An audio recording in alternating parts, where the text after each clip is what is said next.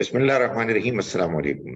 آج ہم قرآن مجید کے خلاصے کا 21واں حصہ کریں گے۔ اس پروگرام میں ہم 4 صورتیں کریں گے: سورہ یاسین سورہ نمبر 36، سورہ صافات سورہ نمبر 37، صاد 38 اور زمر 39۔ یہاں سے پہلے سے ہم نے اس کا آغاز کر دیا تھا سورہ سبا اور فاطر سے، لیکن یہاں سے آگے ہم مزید 5ویں گروپ کی یہ 4 مکی صورتیں کر رہے ہیں، جس میں اصل مضمون انذار، خبردار کرنے اور خوشخبری سنانے کے علاوہ توحید کا اثبات ہے، اس کو ثابت کرنا، اس کے بارے میں اعتراضات کا جواب دینا، غلط فہمیوں کو دور کرنا۔ اس میں جو پہلی سورہ ہے وہ سورہ یاسین ہے، جو ایک منفرد سورہ ہے، یعنی یہ کسی اور سورہ سے مل کے جوڑا نہیں بن رہی۔ اس میں قریش کو تنبیہ اور اتمام حجت میں کے بیان میں ایک شدت ہے کہ جو نمایاں ہے۔ ہم شروع کرتے ہیں۔ اعوذ باللہ من الشیطان الرجیم، بسم اللہ الرحمن الرحیم۔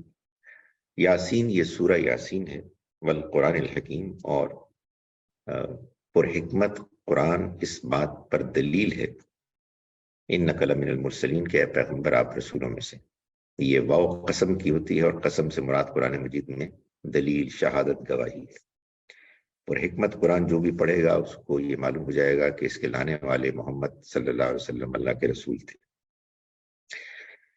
اعلیٰ صراط مستقیم، ایک نہایت ہی سیدھی راہ پر ہیں، جس کو نہایت اہتمام سے اتارا ہے خدائے عزیز و رحیم نے، یعنی اس قرآن کو کیوں اتارا ہے؟ لتنذرا، کہ آپ ان لوگوں کو آگاہ کر دیں جن کے پہلے آگاہ کرنے والے کوئی نہیں آئے، چنانچہ وہ غفلت میں پڑے ہیں۔ ان میں سے بہتوں پر ہماری بات پوری ہو چکی ہے، تو اب وہ ایمان لانے والے نہیں بنیں گے۔ اس کے بعد آگے آیت نمبر 30 میں اللہ تعالیٰ یہ بتاتے ہیں، ایک پورا واقعہ بیان کرنے کے بعد موسیٰ، ہارون علیہ السلام اور ان کے ساتھ بندہ مومن کا جب ان پر عذاب آ گیا، یعنی فرعون کی قوم پر، تو فرمایا کہ یا حسرتن علی العباد، افسوس ہے بندوں کے حال پر، جو رسول بھی ان کے پاس آئے وہ ان کا مذاق ہی اڑاتے رہے۔ الم یروا کم اہلکنا، کیا انہوں نے اس بات پر غور نہیں کیا کہ ہم نے کتنی قومیں ان سے پہلے ہوئی ہیں جن کو ہلاک کر دیا، اب وہ ان کے پاس واپس آنے والی نہیں۔ وَإِن كُلٌّ، اور بے شک وہ سب ہمارے ہی حضور میں حاضر کیے جائیں گے۔ اس کے بعد اللہ تعالیٰ آیت نمبر 33 میں جو اس کی پھیلی ہوئی نشانیاں ہیں دنیا میں، زمین میں خاص طور پر، اس کا حوالہ دے رہے ہیں۔ وَآیَةٌ لَهُمُ الْأَرْضُ الْمَيْتَةُ، اور ایک بہت بڑی نشانی ان کے لیے مردہ زمین ہے، جس کو ہم نے زندہ کیا اور اس سے غلے اگائے، پر اس میں وہ کھاتے ہیں، اور اس میں ہم نے کھجوروں اور انگوروں کے باغ لگائے اور اس میں چشمے جاری کر دیے۔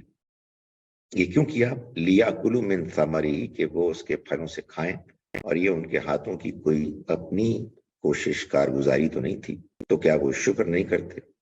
سبحان الذی خلق الازواج، پاک ہے وہ ذات جس نے تمام قسمیں پیدا کی، ان چیزوں میں سے بھی جن کو زمین اگاتی ہے، اور خود ان کے اندر سے بھی، اور ان چیزوں میں سے بھی جن کو وہ نہیں جانتے۔ بہت سی ایسی چیزیں ہیں جن کو ہم نہیں جانتے، اللہ نے ان میں بھی اپنی نشانیاں رکھی ہیں۔ آیت نمبر 51 سے آگے اللہ تعالیٰ قیامت کے احوال بیان فرماتے ہیں، فرمایا کہ وَنُفِخَ فِي الصُّورِ، اور سور پھونکا جائے گا تو وہ اچانک قبروں سے نکل کر اپنے رب کی طرف چل پڑیں گے۔ وہ کہیں گے کہ ہائے ہماری بدبختی، ہم کو ہماری قبر سے کس نے اٹھا کھڑا کیا؟ یہ تو وہی چیز ہے جس کا خدائے رحمان نے وعدہ کیا تھا، اور پیغمبروں کی بات بالکل سچی نکلی۔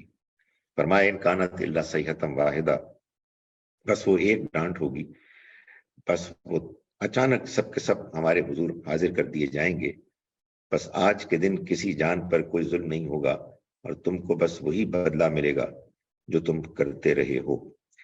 اس کے بعد قرآن مجید نے سورہ مبارکہ کے آخر میں یہ فرمایا کہ یہ کوئی شاعری نہیں ہے، فرمایا وما علمناہ الشعر، اور ہم نے اس کو شاعری کی تعلیم نہیں دی، یہ تو ان کے شایان نشانی نہیں، یہ بس یاد دہانی ہے اور نہایت ہی واضح قرآن ہے۔ یہ اس لیے آیا ہے کہ تاکہ وہ لوگوں کو آگاہ کر دے جن کے اندر زندگی ہے اور کافروں پر حجت تمام کر دے۔ اولم یروا انا خلقنا، کیا انہوں نے غور نہیں کیا کہ ہم نے اپنے ہاتھ کی بنائی ہوئی چیزوں میں سے ان کے لیے چوپائے پیدا کیے، بس وہ اس کے مالک بنے بیٹھے۔ آخر میں اللہ تعالیٰ فرماتے ہیں آیت نمبر 77 سے آگے، فرمایا کہ اولم یر الانسان، کیا انسان نے غور نہیں کیا کہ ہم نے اس کو پانی کی ایک بوند سے پیدا کیا، وہ ایک کھلا ہوا دشمن مخالف بن کر کھڑا ہو گیا، اور اس نے ہم پر ایک پھپتی چست کی اور اپنی پیدائش کو بھول گیا۔ کہتا ہے کہ بھلا ہڈیوں کو کون زندہ کر سکتا ہے جبکہ وہ بوسیدہ ہو جائیں گی؟ قل یحییھا الذی، کہہ دو کہ ان کو وہی زندہ کرے گا جس نے ان کو پہلی مرتبہ پیدا کیا، اور ہر مخلوق سے اچھی طرح باخبر ہے۔ وہی جس نے تمہارے لیے سرسبز درخت سے آگ پیدا کر دی، بس تم اس سے آگ جلاتے ہو۔ کیا جس نے آسمان اور زمین کو پیدا کیا وہ ان کی جیسی مخلوق پیدا کرنے پر قادر نہیں؟ ہاں وہ قادر ہے، اور وہی اصل پیدا کرنے والا اور جاننے والا ہے۔ اس کا معاملہ تو بس یوں ہے کہ جب وہ کسی بات کا ارادہ فرماتا ہے تو کہتا ہے کہ ہو جا، تو ہو جاتی ہے۔ بس پاک ہے وہ ذات جس کے ہاتھ میں ہر چیز کا اختیار ہے، اور اسی کی طرف تم لوٹائے جاؤ گے۔ سورہ یاسین کے بعد پھر سورہ صافات اور سورہ صاد کا جوڑا ہے۔ اس میں بھی وہی خبردار کرنے، خوشخبری دینے کے مضامین ہیں۔ صرف فرق اتنا معلوم ہوتا ہے اور توحید کے مضمون کے نمایاں ہونے کے علاوہ کہ سورہ صافات میں انکار کرنے والوں کے انکار پر اور سورہ صاد میں انکار کرنے والوں کے استکبار پر تنبیہ کی گئی ہے۔ تو آئیے اب سورہ صافات کو دیکھتے ہیں کہ جس میں بالکل ابتدا میں اللہ تعالیٰ نے فرشتوں کی گواہی دی ہے۔ فرمایا کہ والصافات صفا، گواہ ہیں صفے باندھے حاضر رہنے والے فرشتے، پھر ڈانٹنے والے شیطان کو، پھر ذکر کرنے والے اپنے رب کا، گواہ ہیں اس بات پر کہ اِنَّ إِلَٰهَكُمْ لَوَاحِدٌ، تمہارا معبود ایک ہی ہے، رب السماوات والارض، وہی آسمانوں اور زمین کا رب ہے اور ان کے درمیان کی ساری چیزوں کا، اور وہی خداوند ہے سارے مشرقوں کے اطراف کا۔ اس کے بعد قرآن مجید نے بہت سے احوال اور پیغمبروں کی باتیں بھی بیان کی، اور اس کے بعد ایک بڑا اہم واقعہ ہے ابراہیم علیہ السلام کا، جس کو بیان کیا آیت نمبر 83 سے 83 سے۔ فرمایا کہ اور اسی کی جماعت یعنی نوح کی جماعت جن کا ذکر پہلے آیا میں ابراہیم بھی تھا، جبکہ وہ حاضر ہوئے اپنے رب کے حضور میں ایک قلب سلیم، ایک پاکیزہ دل کے ساتھ، جبکہ انہوں نے اپنے باپ اور اپنی قوم کے لوگوں سے کہا کہ بھلا تم لوگ کس چیز کو پوچھتے ہو؟ کیا اللہ کے سوا دوسرے من گھڑت معبودوں کے طالب ہو؟ تو خداوند عالم کے بارے میں تمہارا کیا گمان ہے؟ بس اس نے ایک نظر ستاروں پر ڈالی، یعنی ایک ٹائم کا اندازہ کرنے کے لیے اور یہ بتانے کے لیے کہ بہت لیٹ ہو گیا ہے۔ پھر کہا کہ میں تو کچھ ماندہ ہو رہا ہوں۔ بس وہ لوگ اس کو چھوڑ کر چلے گئے۔ بس وہ نظر بچا کے ان دیوتاؤں کی طرف گیا، بولا آپ لوگ کھا نہیں رہے ہیں، کیا بات ہے، کچھ بولتے نہیں ہیں؟ پھر مارا ان کو بھرپور ہاتھ، بس لوگ آئے اس کی طرف بھاگے ہوئے۔ اس نے کہا کیا تم لوگ اپنے ہی ہاتھوں کی گھڑی ہوئی چیزوں کو پوجتے ہو؟ اللہ ہی نے پیدا کیا ہے تم کو بھی اور ان چیزوں کو بھی کہ جن کو تم بناتے ہو۔ انہوں نے کہا اس کے لیے ایک مکان بناؤ، بس اس کو آگ میں جھونک دو۔ بس انہوں نے اس کے ساتھ چال کرنی چاہی تو ہم نے انہی کو نیچا کر دکھایا، اور اس نے کہا میں اپنے رب کی طرف جا رہا ہوں، وہ میری رہنمائی فرمائے گا۔ اے میرے رب مجھے نیک اولاد عطا فرما۔ تو ہم نے اس کو ایک بردبار فرزند کی بشارت دی۔ بس جب وہ اس کے ساتھ چلنے پھرنے کی عمر کو پہنچے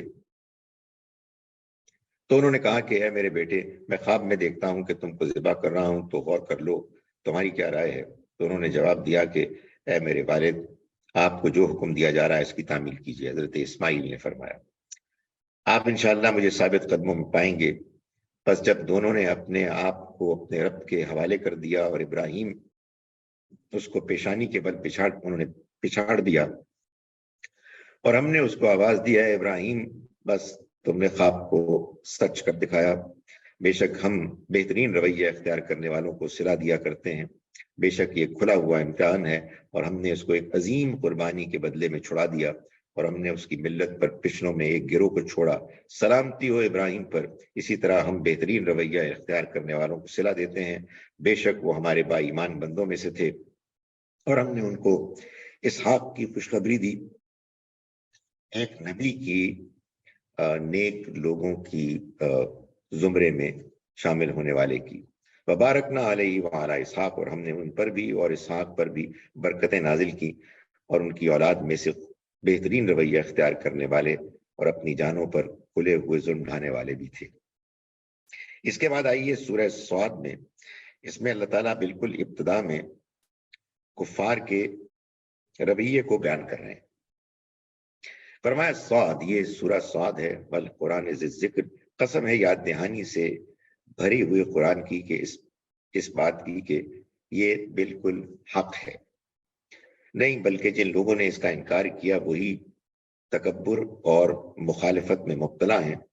ان سے پہلے ہم نے کتنی ہی قومیں ہلاک کر دی تو انہوں نے اس وقت ہائے پکار کی جب کوئی بچنے کا امکان نہیں تھا۔ واجبو، اور ان لوگوں نے تعجب کیا کہ ان کے پاس انہی میں سے ایک آگاہ کرنے والا آیا، اور کافروں نے کہا کہ یہ تو جادوگر اور جھوٹا ہے۔ اس کے بعد آیت نمبر 21 میں اللہ تعالیٰ بتا رہے ہیں داؤد علیہ السلام کا واقعہ۔ فرمایا کہ اور کیا تمہیں فریقوں کے معاملے کی خبر پہنچی جبکہ وہ دیوار پھلانگ کر محراب میں داخل ہوئے، اس دخل والا داؤد، جبکہ وہ داؤد کے پاس پہنچے تو وہ ان سے ڈر گئے اور بولے کہ آپ ڈرے نہیں، ہم دو فریق معاملہ ہیں، ایک نے دوسرے پر زیادتی کی ہے تو ہمارے درمیان انصاف کے ساتھ فیصلہ فرمائیے اور کوئی بے انصافی نہ کیجیے اور صحیح راہ کی طرف ہماری رہنمائی کیجیے۔ انہوں نے پھر اپنا مسئلہ بتایا، انہوں نے کہا کہ ان ھذا اخی، یہ میرا بھائی ہے، اس کے پاس 99 دمبیاں ہیں اور میرے پاس ایک ہی دمبی ہے، بس اس نے کہا کہ یہ بھی میرے حوالے کر دو، اور بحث میں اس نے مجھے دبا لیا۔ داؤد نے کہا کہ اس نے تمہاری دمبی کو اپنی دمبیوں میں ملانے کا معاملہ کر کے تمہارے اوپر ظلم کیا ہے، اور اکثر شرکا اسی طرح ایک دوسرے پر زیادتی کرتے ہیں، بس وہی اس سے مستثنا ہے جو ایمان رکھتے ہیں اور ہم نیک عمل کرتے ہیں، اور ایسے لوگ بہت ہی تھوڑے ہیں۔ اور داؤد نے گمان کیا کہ ہم نے اس کا امتحان کیا تو اس نے اپنے رب سے استغفار کی اور اس کے حضور جھک پڑا اور توبہ کی، یعنی داؤد علیہ السلام نے گفتگو کے دوران محسوس کیا کہ یہ جو گڑبڑ ہے، اس طرح کی غلطی تو مجھ سے بھی ہوئی ہے، تو ہم نے اس کی وہ غلطی معاف فرما دی، اور بے شک اس کے لیے ہمارے پاس خاص مقام مقرر اور اچھا انجام ہے، یعنی وہ بہت ہی قریب ہوں گے اللہ تعالیٰ کے۔ اس کے بعد آیت نمبر 27 میں اللہ تعالیٰ فرماتے ہیں کہ وما خلقنا السماء، اور ہم نے آسمان اور زمین اور ان کے درمیان کی چیزوں کو بیکار پیدا نہیں کیا، بے مقصد نہیں کیا، یہ ان لوگوں کا گمان ہے جنہوں نے کفر کیا، تو ان لوگوں کے لیے جنہوں نے انکار کیا دوزخ کی ہلاکت ہے۔ اس کے بعد آیت نمبر 41 میں اللہ تعالیٰ ایوب علیہ السلام کے صبر کا ذکر کرتے ہیں۔ فرمایا وَاذْكُرْ عَبْدَنَا ایوب، اور ہمارے بندے ایوب کو یاد کرو جبکہ اس نے اپنے رب سے فریاد کی کہ شیطان نے مجھے سخت دکھ اور آزار میں مبتلا کر دیا، ہم نے اس کو ہدایت کی کہ زمین پر اپنا پاؤں مارو، یہ نہانے کا بھی ٹھنڈا پانی ہے اور پینے کا بھی، اور ہم نے اس کو بخشے اس کے اہل و عیال اور ان کے مانند ان کے ساتھ اور بھی اپنا فضل کرنے اور اہل عقل کی یاد دہانی کے لیے، تو اللہ تعالیٰ نے ان کے صبر پر ان کو خوب نوازا۔ بالکل اختتام پر اللہ تعالیٰ ذکر کرتے ہیں کہ قل ما اسألکم علیہ من اجر، آپ کہہ دیجئے کہ نہ میں اس پر تم سے کوئی معاوضہ مانگ رہا ہوں اور نہ میں کوئی بناوٹ کرنے والا ہوں، یہ تو بس دنیا والوں کے لیے ایک یاد دہانی ہے، اور تم جلد اس کی دی ہوئی خبر کو جان لو گے۔ اس کے بعد سورہ زمر ہے کہ جو آگے سورہ مومن کا جوڑا بنتی ہے، اور ان دونوں صورتوں میں بھی وہی مضامین نمایاں ہیں کہ جو اس گروپ میں بیان کیے گئے ہیں، یعنی خبردار کرنا، خوشخبری سنانا، اور توحید اس میں خاص طور پر پرومیننٹ ہے۔ فرق صرف اتنا ہے کہ سورہ زمر میں آغاز میں جو آیت ہے وہی آیت سورہ مومن میں بھی ہے، لیکن یہاں اللہ کی صفت حکمت حکیم بیان ہوئی ہے اور وہاں علیم بیان ہوئی ہے، اور یہی معلوم ہوتا ہے کہ دونوں صورتوں کے بیان میں ایک نمایاں فرق ہے۔ فرمایا بسم اللہ الرحمن الرحیم، تنزیل الکتاب من اللہ العزیز الحکیم، یہ کتاب نہایت ہی اہتمام سے خدائے عزیز و حکیم کی طرف سے اتاری گئی ہے۔ بے شک ہم نے یہ کتاب تمہاری طرف ایک قول فیصل، ایک فیصلہ کن اتھارٹی کے ساتھ اتاری ہے، تو تم اللہ ہی کی بندگی کرو اسی کی خالص اطاعت کے ساتھ۔ اس کے بعد اللہ تعالیٰ نے آیت نمبر 7 میں یہ فرمایا کہ ان تکفروا، اگر تم ناشکری کرو گے تو اللہ تم سے بے نیاز ہے، اسے کوئی ضرورت نہیں ہے تمہاری، وہ اپنے بندوں کے لیے ناشکری کا رویہ پسند نہیں کرتا، اور اگر تم اس کے شکر گزار ہوگے تو اس کو تمہارے لیے پسند کرے گا، اور کوئی جان دوسری جان کا بوجھ نہیں اٹھائے گا، پھر تمہارے رب ہی کی طرف تمہاری واپسی ہوگی، تو وہ تمہیں ان کاموں سے آگاہ کر دے گا جو تم کرتے رہے ہو، وہ تو سینوں کے بھیدوں سے بھی واقف ہے۔ اس کے بعد آیت نمبر 22 میں 22 میں اللہ تعالیٰ فرماتے ہیں کہ افمن شرح اللہ صدرہ، کیا وہ جن کا سینہ اللہ نے اسلام کے لیے کھول دیا ہے، بس وہ اپنے رب کی طرف سے روشنی پر ہیں، اور وہ جن کے دل سخت ہو چکے ہیں برابر ہو سکتے ہیں؟ تو ہلاکی ہے ان کے لیے جن کے دل اللہ کی یاد دہانی قبول کرنے کے معاملے میں سخت ہو چکے ہیں، یہی لوگ کھلی ہوئی گمراہی میں۔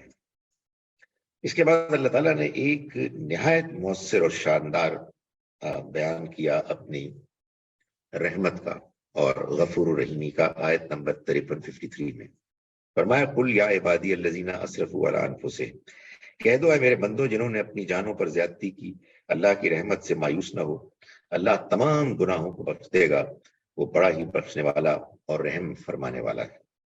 اور رجوع کرو اپنے رب کی طرف اور اس کے فرما بردار بن جاؤ، اس سے پہلے کہ تم پر عذاب آ جائے اچانک، پھر تمہیں کوئی تمہارا مدد کرنے والا نہ ہو۔ اس کے بعد اللہ تعالیٰ نے قیامت کا منظر کھینچا ہے آیت نمبر 67 میں 67 میں فرمایا کہ وما قدر اللہ حق قدری، اور ان لوگوں نے اللہ کی قدر نہیں کی جیسے کہ اس کی قدر کرنے کا حق ہے۔ زمین ساری اس کی مٹھی میں ہوگی قیامت کے دن، اور آسمانوں کی بساط بھی اس کے ہاتھ میں لپٹی ہوئی ہوگی، وہ پاک اور برتر ہے ان چیزوں سے جن کو یہ شریک بناتے ہیں۔ اور بالکل آخر میں اللہ تعالیٰ بیان فرما رہے ہیں اہل کفر اور اہل ایمان کا انجام۔ آیت نمبر 71 میں فرمایا وَسِیقَ الَّذِینَ کَفَرُوا، اور جن لوگوں نے کفر کیا ہوگا وہ گروہ در گروہ جہنم کی طرف ہانک کر لے جائیں گے، یہاں تک کہ جب وہ اس کے پاس حاضر ہوں گے اس کے دروازے کھول دیے جائیں گے، اور اس کے داروغے ان سے پوچھیں گے کہ کیا تمہارے پاس تمہیں میں سے رسول تمہارے رب کی آیتیں سناتے اور تمہارے اس دن کی ملاقات سے ڈراتے نہیں آئے تھے؟ وہ کہیں گے کہ ہاں آئے تھے، اور کافروں پر عذاب کا کلمہ پورا ہو جائے گا۔ اس کے بعد اللہ تعالیٰ فرما رہے ہیں آیت نمبر 73 میں اور جو لوگ اپنے رب سے ڈرتے رہے وہ گروہ در گروہ جنت کی طرف لے جائے جائیں گے، یہاں تک کہ جب وہ اس کے پاس آئیں گے اور اس کے دروازے کھول دیے جائیں گے، اور ان کے پاسبان ان سے کہیں گے السلام علیکم، سلامتی ہو تم پر، تم خوش رہو، بس اس میں داخل ہو جاؤ ہمیشہ کے لیے۔ اللہ تعالیٰ ہمیں قرآن مجید کی روشنی سے مستفید ہونے کی توفیق عطا فرمائے۔